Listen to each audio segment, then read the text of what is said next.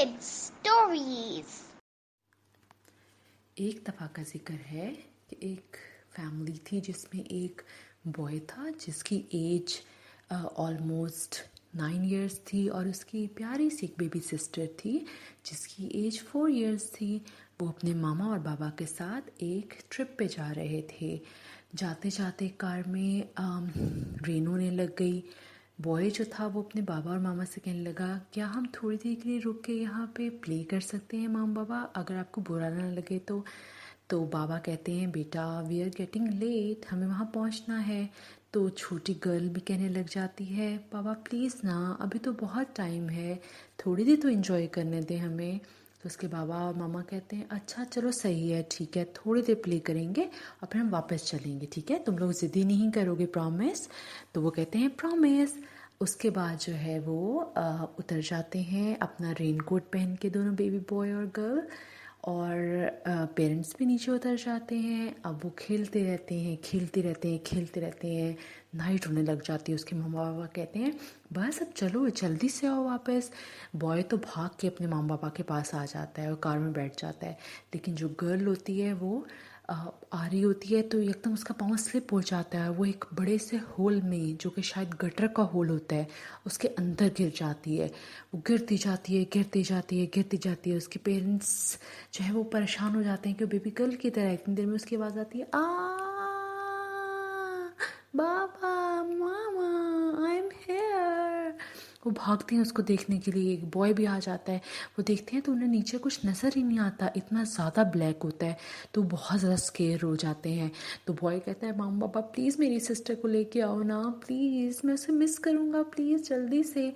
तो उसके बाबा कहते हैं कि ठीक है मैं नीचे जा रहा हूँ। तो उसकी मामा कहती है, आप नीचे कैसे जा सकते हैं, इट्स सो डार्क और मुझे लगता है बहुत डीप है। तो बाबा कहते हैं, मैं अपनी बेटी को ऐसे नहीं छोड़ सकता, मुझे नीचे जाना ही होगा।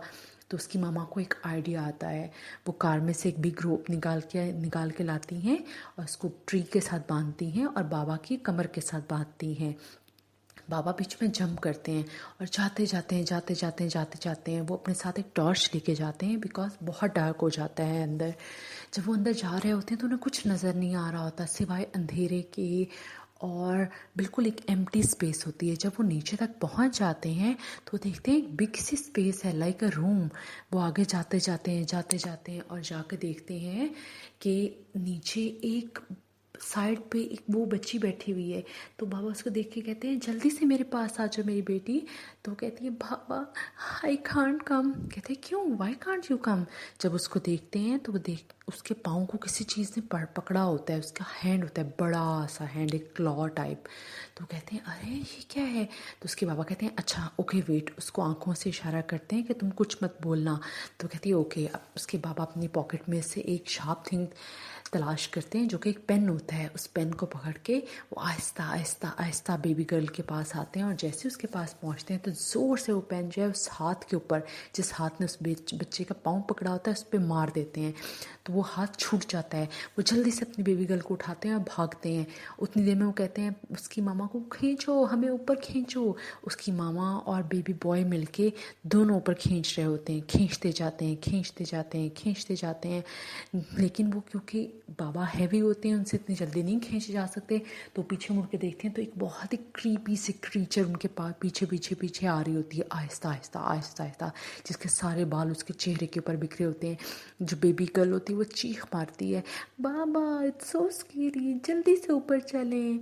बाबा उसको लेके जितनी जल्दी हो सकते ऊपर जाने की कोशिश करते हैं। आहिस्ता सा क्लाइंब करते करते ऊपर आ जाते हैं। जैसे ही वो बाहर निकलते हैं तो वो जो है रोप को फ़ौरन से ऊपर खींचते हैं और देखते हैं कि वो क्रीपी क्रीचर भी उनके पीछे पीछे ऊपर आ तक आ रही है।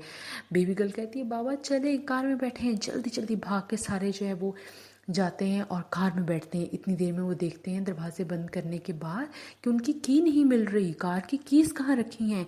तो सब परेशान हो जाते हैं। पीछे देखते हैं तो क्रीपी क्रीचर भी ऑलमोस्ट बाहर निकलने वाली होती है।